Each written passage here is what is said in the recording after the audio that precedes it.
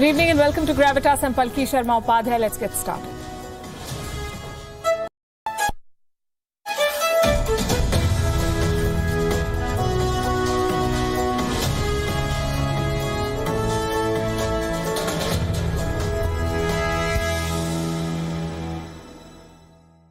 In 2020, that line in at least one aspect of the democracy. Areas of governance through innovative digital solutions.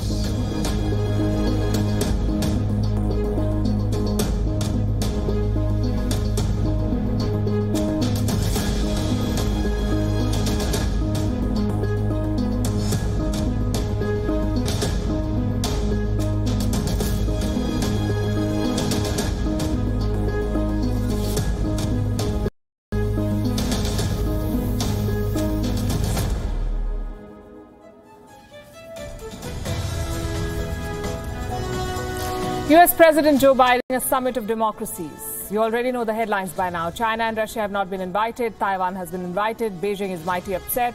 Chinese media is issuing acerbic headlines. Chinese diplomats are issuing strong criticism. Some are even borrowing old reports of Gravitas to make their point against the US. You know all of this. But today, the Prime Minister of India drew the world's attention to another issue. The biggest threat to democracy the world over. America's tech giants. America's social media platforms. They undermine democracy. Multiple studies and cases have shown this. So tonight on Gravitas, we will discuss the issue that Prime Minister Modi raised. Will US President Joe Biden rein in American tech giants if he is really serious about preserving democracies? Or is this summit just a stunt? Also on the show, India bids farewell, an emotional farewell, to its first Chief of Defence Staff, General Bipin Rawat. We'll bring you a special report. China is running out of people, so here's what they've done. Ordered Communist Party members to have more children, at least 3, and doctors to discourage abortions. In Pakistan, another setback for Imran Khan. He bent over backwards to appease the Tablighi Taliban Pakistan. Now the TTP has ended the ceasefire. We'll tell you why. And Saudi Arabia has linked the Tablighi Jamat to terrorism. The kingdom has urged preachers to focus on this during Friday's sermon. 50-year-old Assange may be closer to being sent from London to the United States, where he could face spying charges over publication of military documents nearly 10 years ago. India has postponed the full resumption of international flights till at least January 31st, 2022, due to concerns over the new Omicron variant. The advisory said that international flights under an air bubble agreement with other nations would continue as before.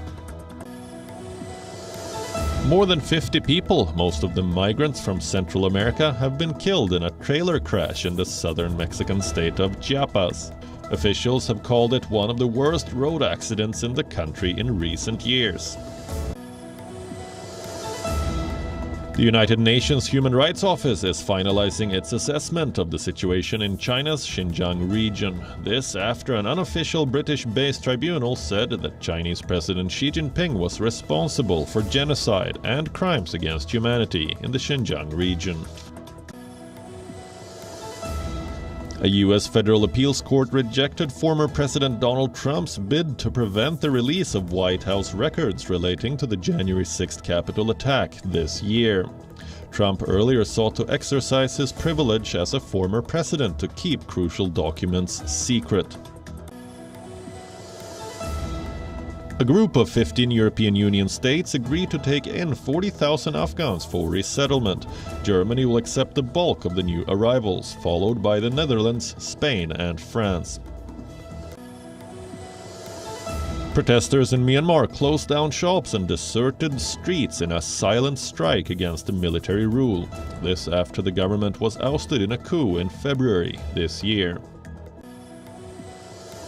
Heavy plumes of smoke blanket part of Western Australia's skies due to an out-of-control blaze which has burned through hectares of land in the Margaret River. More than 100 firefighters have been trying to douse the flames.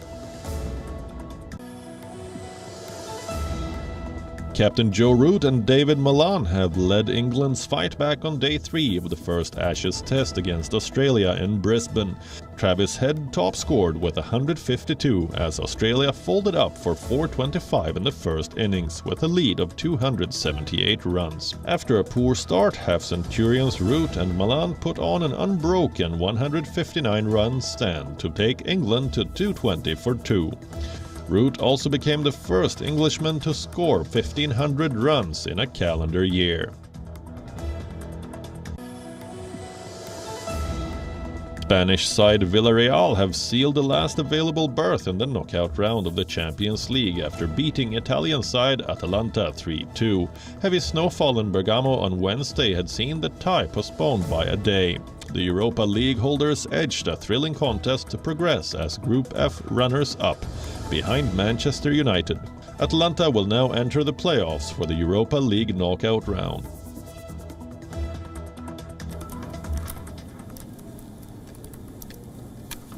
Almost a year into office, Joe Biden is hosting the marquee event of his administration. He's calling it the Summit of Democracies. It's being described as a bit of a flop already. I'll tell you why. Beyond the fact that it makes a strong statement against China, which is welcome, this summit is fraught with issues. We've discussed some of them on this show. Problem number 1, the guest list. Pakistan and Congo get the invite, but Singapore and Bangladesh don't. What exactly is the criterion? Is it democracy in a country or the country's utility for the US? Problem number 2, who made America the class monitor of democracies? Last we checked, the US had been labeled a backsliding democracy itself. So how is it playing the vanguard? Problem number 3 was highlighted by India. Prime Minister Narendra Modi addressed the summit today. Remember, this meeting has more than 100 participants. 12 leaders were invited to make a special intervention yesterday. The Indian Prime Minister was one of them, and today he spoke again.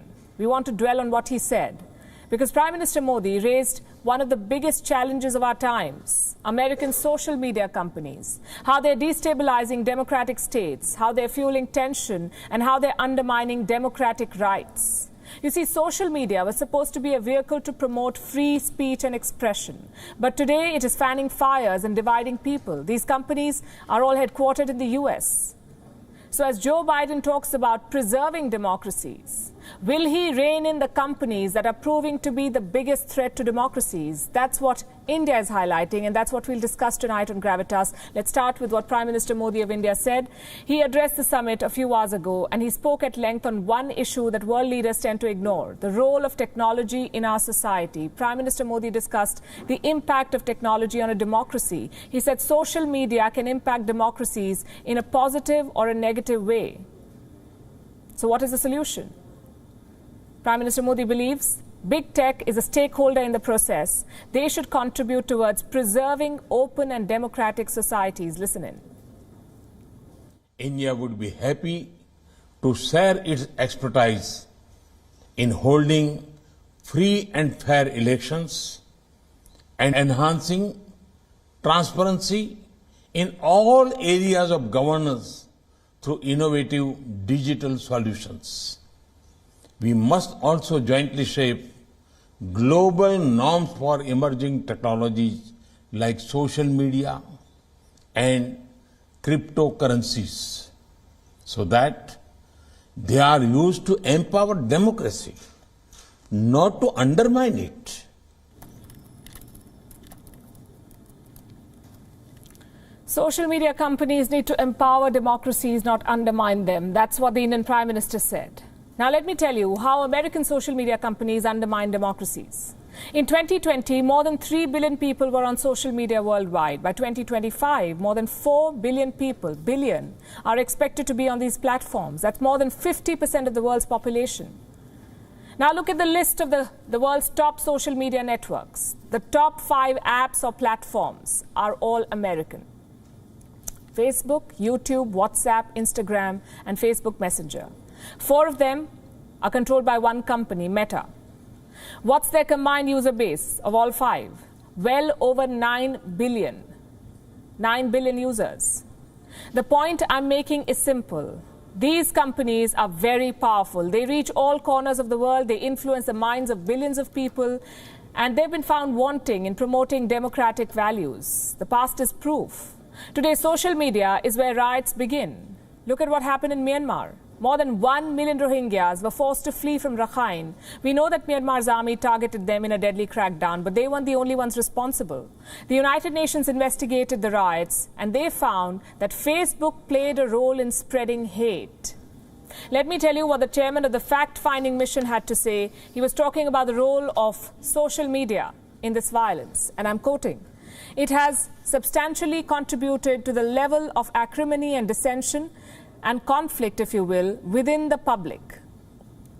Hate speech is certainly, of course, a part of that. As far as the Myanmar situation is concerned, social media is Facebook, and Facebook is social media. Even the Rohingyas want Facebook to be held accountable. They filed a case, a class action lawsuit in California. What are the charges? Hate speech, misinformation, incitement to violence. Facebook has been sued for $150 billion in damages.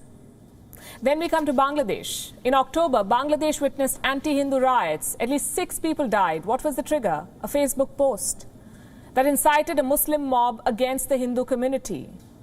And riots are just one part of this story. Social media companies are becoming tools to dismantle the very foundations of democracy. These companies are enabling voter suppression. I'll give you one example from last year. A tweet with false information from an American lawmaker in Kentucky was amplified. He encouraged voters to go and vote on the 6th of November. That's one day after polling. The election was over on the 5th. And in August 2020, a YouTube video began spreading in Florida. It falsely claimed that a candidate had dropped out of the primary race. He hadn't. Voters were being tricked. Now, these might look like minor infractions, but when it comes to election results, such lapses can swing the victory away from deserving candidates. And it has happened before. In the US, in the 2016 US presidential election, Twitter was caught spreading fake and biased information on a massive scale. A study analyzed 171 million tweets published in the run-up to that election. 25% of these tweets had either fake news or biased information. Later, a probe by US lawmakers found that such campaigns influenced the outcome of the 2016 presidential election in America. Moral of the story, social media undermine democracy. And since then, several studies have established that social media manipulation is damaging democracies. A report from Britain's Chatham House has warned that online political campaigning techniques are distorting our democratic political processes. A study by Oxford in 2019 reached similar conclusions. It found evidence of social media manipulation in 70 countries, 70. In each of these countries, there is at least one political party or government using social media to influence public opinion in its favor. And all of this is happening on America's biggest platforms. Will President Joe Biden's Summit of Democracies address this issue? Or will it just sit in judgment of others and arbitrarily pronounce some countries as democracies and others as not? America's democratic credentials are further diminished by this case, the case of Julian Assange, the WikiLeaks founder, who published thousands of classified American documents. He says he did it in the interest of transparency. Today, the U.S. has won a case in the United Kingdom. Julian Assange will be extradited to the U.S. Assange leveraged a democratic internet to expose U.S. military excesses in Iraq and Afghanistan. He brought to light evidence of torture and civilian deaths. His revelations hold America accountable. Does this strengthen a democracy or weaken it? President Joe Biden said no democracy is perfect, and he's right. But glaring lapses like these cannot be bundled under the banner of imperfections. For this summit to deliver anything, for it to be taken seriously, the U.S. will have to put its money where its mouth is. Start empowering democracies by better regulating American tech giants. Prime Minister Modi of India today has made a timely intervention. These platforms are the modern-day gatekeepers of information. And if Joe Biden is serious about protecting democracies, he must start by asking America's biggest tech giants a very simple question. Will they empower democracies or undermine them? And talking about democracy, here's someone who claims to champion it, French President Emmanuel Macron.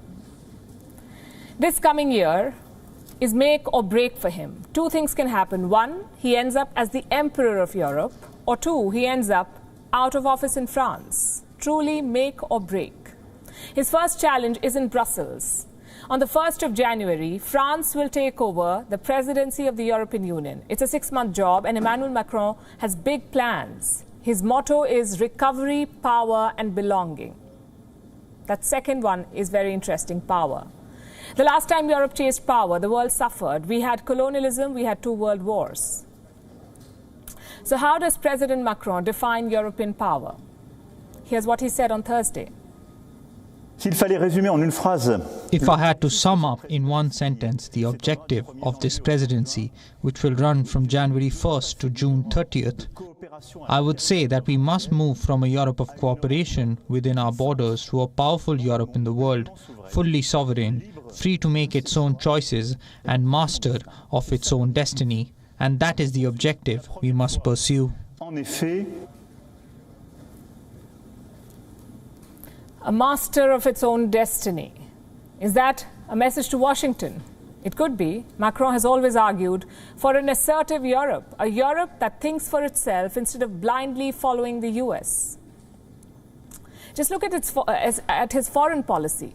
Macron has refused to boycott the Beijing Winter Olympics. He says it is insignificant and symbolic, and frankly, he's got a point. A diplomatic boycott is a half measure, as we've been saying for days now. But it's a start nonetheless. France's closest allies have all joined the boycott. The US, Britain, Australia, Canada, New Zealand, they're all going to go for a diplomatic boycott. So why is Macron unwilling? I can think of 2 reasons. One, pay back for the AUKUS deal. You betrayed us, so here's a taste of your own medicine. And reason number 2, France is not interested in a Cold War. It doesn't want to pick between China and America. This is just one example of Emmanuel Macron trying to be his own man. I can give you more. Last week, he was in Saudi Arabia, the first major Western leader to visit the kingdom after Jamal Khashoggi's killing. What was he doing in Riyadh? Discussing Lebanon.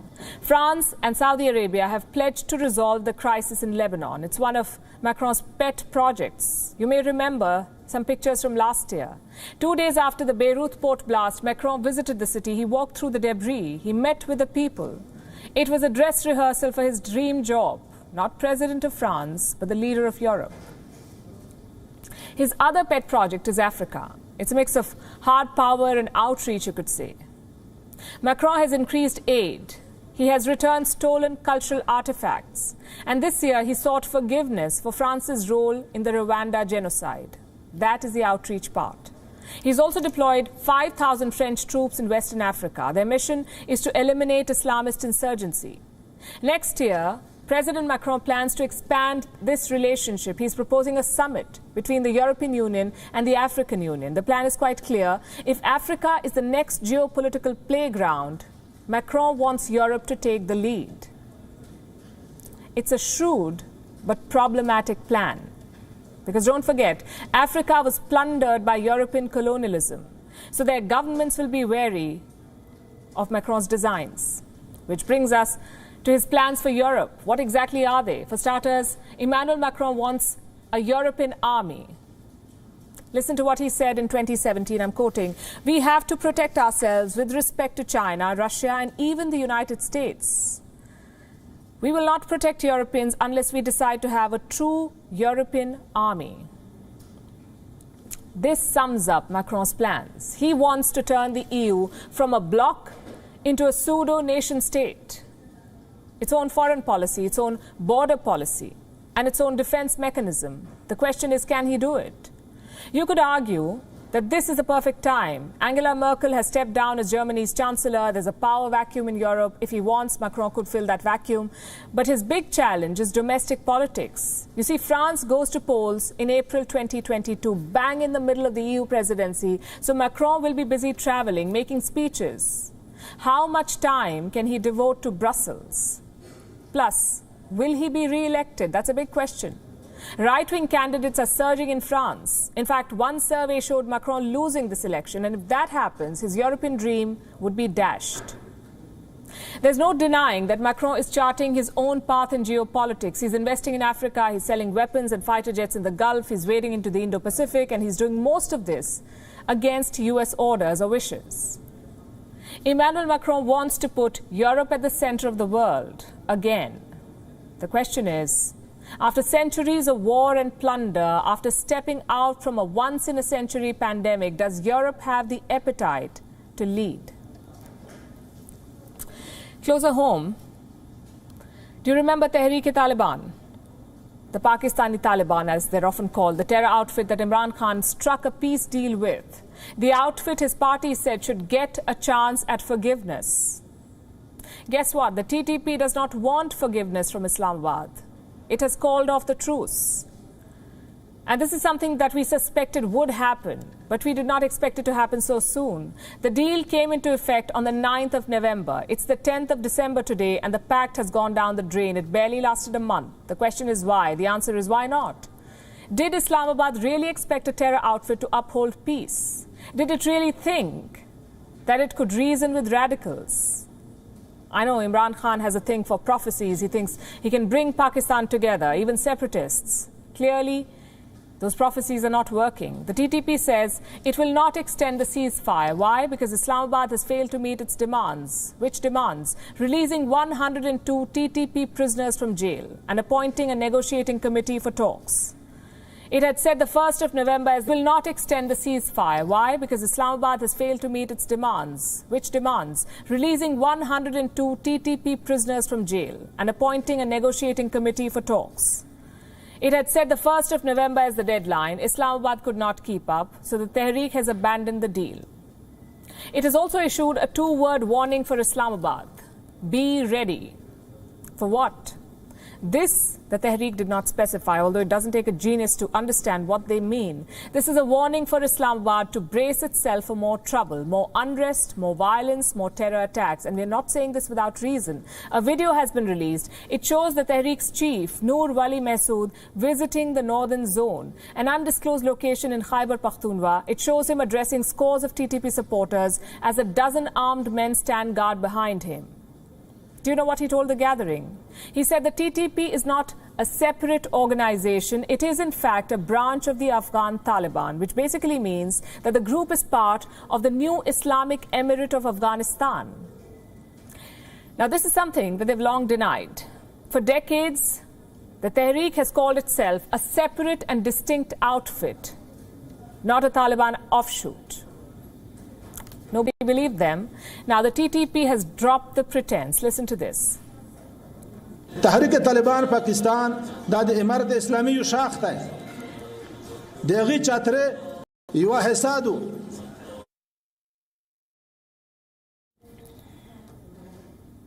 What does this mean?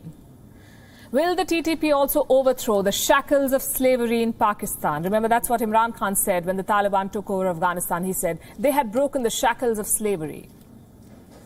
Does the Tehreek-e-Taliban wish to do the same in Pakistan? Without a doubt, they do. The group's core objective has always been this: to overthrow the elected government of Pakistan, to establish an emirate based on the Sharia law, on their version of the Sharia law. To achieve these objectives, the TTP has worked overtime to destabilize Pakistan. For years now, it has carried out multiple attacks, suicide bombings, killed hundreds of troops and civilians. In 2007, it bombed a military convoy in Swat Valley, killing 5 soldiers and 6 civilians. 2008, it bombed a government hospital in Dera Ismail Khan, killing 32 civilians and 7 policemen. 2009, it conducted 3 separate attacks in Lahore, killing 38 civilians and wounding 20 others. 2010, it attacked 2 Ahmadiyya mosques in Lahore, killing 94 people and injuring 120 others. 2011, it conducted a car bombing in Faisalabad, killing a total of 25 people. 2012, it executed 22 Shia Muslims in Manhera district. 2014, it carried out an attack at the Jinnah International Airport in Karachi. Terrorists armed with grenades and suicide vests killed a total of 36 people. The same year, 2014, it attacked the Army Public School in Peshawar. It killed 132 school children between the ages of 8 and 18. The group is also said to be behind the 2007 assassination of Benazir Bhutto and the bus shooting involving Malala Yousafzai. The Tehreek-e-Taliban Pakistan claimed responsibility for both these attacks, and Islamabad expected this outfit, which has murdered innocent children and prime ministers, to maintain peace. to indulge in what they call confidence-building measures. We said it back then that this is a gamble that won't pay off, that the risks Imran Khan is taking will take him nowhere.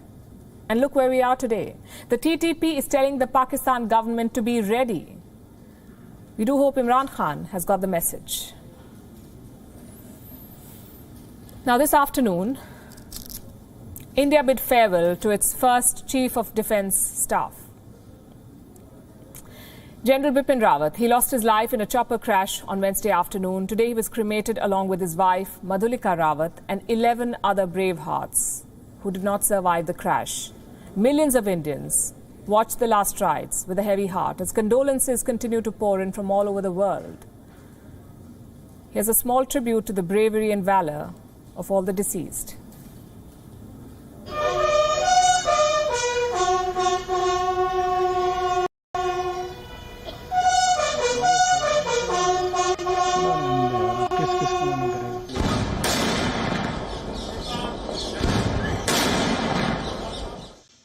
On Friday afternoon, India bid farewell to its first Chief of Defence Staff, General Bipin Laxman Singh Rawat.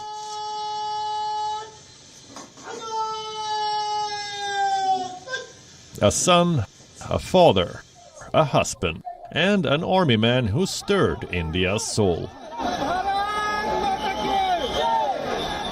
Thousands marched in respect at his final journey. The outpouring of grief was unprecedented. People lined up on the streets of New Delhi as his mortal rip passed through.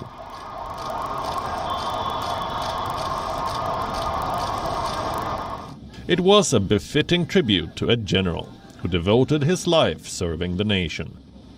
The solemn procession began from his residence and ended at the Brar Square cremation ground.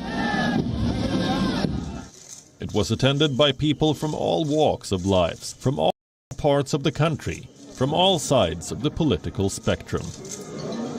It was a moving sight as Indians put their differences aside to pay their respects to a national hero who fought for India throughout his life and in death united the country like never before. Such was the stature of General Bipin Rawat that military commanders from India's neighborhood, the topmost officials from Sri Lanka, Nepal, Bhutan and Bangladesh, also flew over to New Delhi to attend his last rites. The King of Bhutan held a special prayer. As condolences poured in online from U.S. Secretary of State Antony Blinken, Israel's Foreign Minister Yair Lapid, Maldivian President Ibrahim Soli, along with foreign diplomats and army officials from all over the world. India lost a hero, a son, a brave son of India, but also Israel lost a great friend because the general was a champion of the growing strong relations, defense relations between our two countries. At the same time, their tenure as a Chief of the Army Staff and as Chief of the Defense Staff has put lots of enthusiasm for the relationship between the Nepalese Army and the Indian Army and the Indian Armed Forces. General Rawat was cremated along with his wife, Madhulika Rawat, the president of the Army Wives Welfare Association and someone who actively participated in social welfare activities. They were both accorded full military honors, a 17-gun salute, and a rendition of the last post and ruse by the Tree Service's Bugglers at their parents' funeral pyre.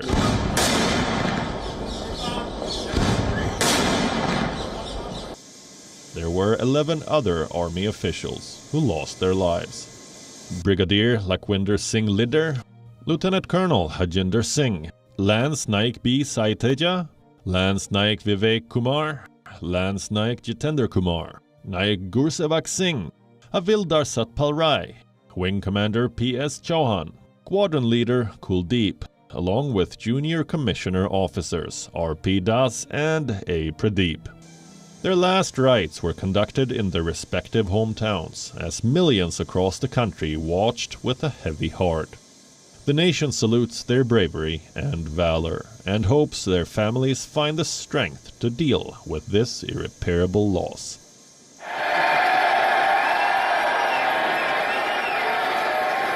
Bureau Report, WION, The World is One.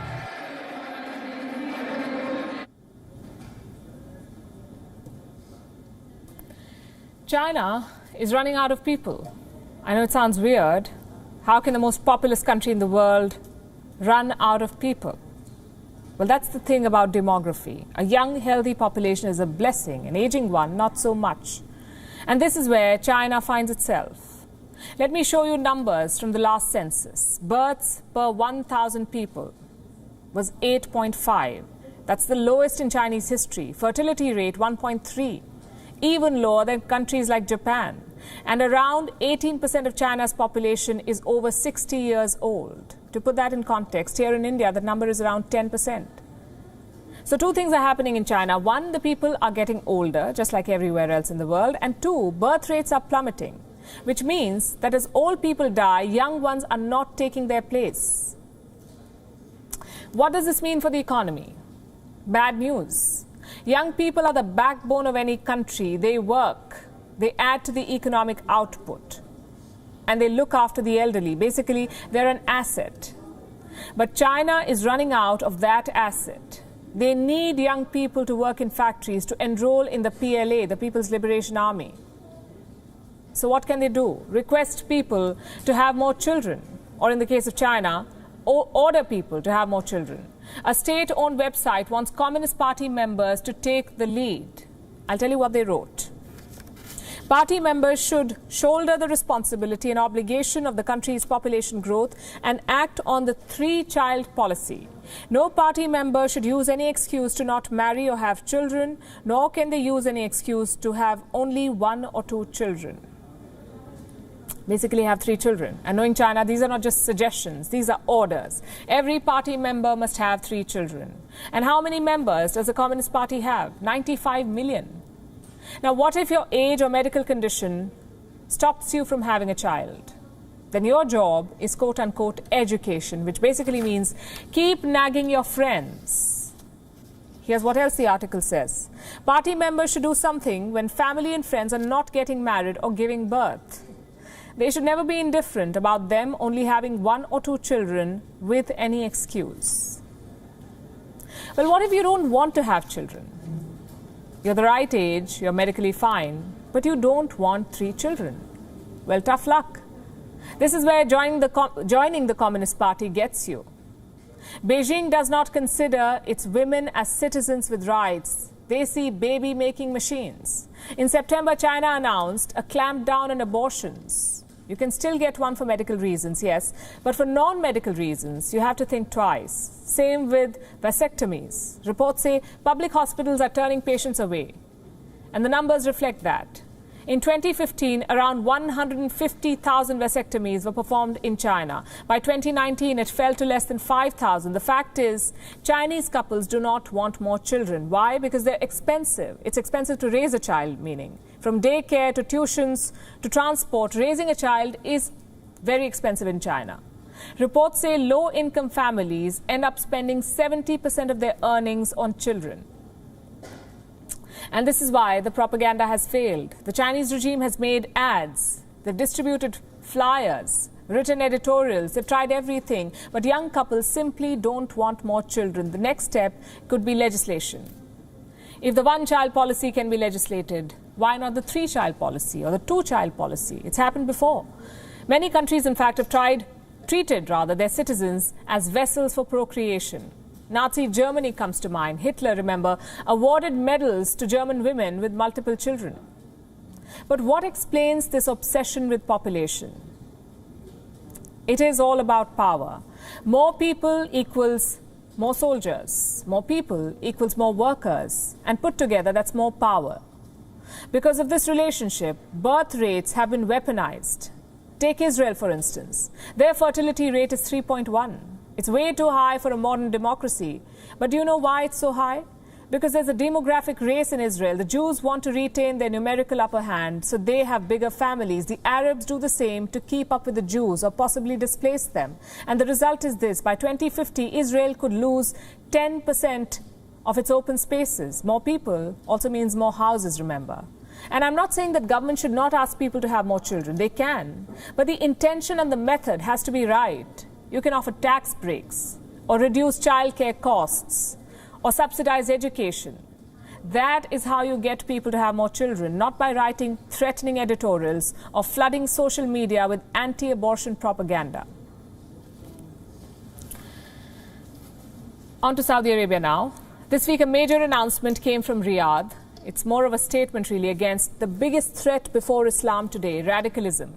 Saudi Arabia has decided to ban the Tablighi Jamat, the same religious group that has been a subject of much controversy, not just in India, but around the world. Now, Riyadh is taking a strong stand against the Tablighi Jamat. It has declared it a terrorist organization. Let me tell you what the Ministry of Islamic Affairs in Saudi Arabia had to say about this. His Excellency, the Minister of Islamic Affairs, Dr. Abdul Latif Al-Sheikh, directed the mosque's preachers and the mosques that held Friday prayers temporarily to allocate the next Friday sermon, which is today, to warn against the Tablighi and Dawa group. Now, that's religious guidance for the preachers of Saudi Arabia. Riyadh wants them to talk about the Tablighi Jamat, say that it is misguiding its followers, mention their most prominent mistakes, and say that they are a danger to society. Now, this is a serious warning. The Saudis want a firm crackdown on the Tablighi Jamat. Riyadh says the group is, quote-unquote, one of the gates of terrorism. This is a major indictment for a group that wanted to spread the word of Islam and make Muslims better, as they put it.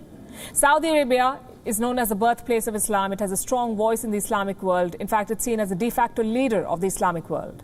And if Riyadh decides to flag a group as terrorist, there's a good chance that others will follow suit. The declaration from Riyadh will have global implications for the Tablighi Jamat, and it's a group that has worldwide presence. Going by one estimate, the group has anywhere between 12 to 80 million followers. They're spread across 150 countries. It was established in 1926 and was deemed one of the most influential religious movements in the 21st century. So what happened along the way? What made it so controversial? Well, a few rotten apples and a state with a history of backing terrorist groups. I'm talking about Pakistan. Pakistani terror groups saw the Tablighi Jamat as a recruiting group. So they got involved. Groups like Harkatul Ansar, Harkatul Mujahideen, Jaish-e-Mohammed, even Taliban-affiliated groups like Lashkar-e-Jangvi and Sipah-e-Sahaba, Pakistan.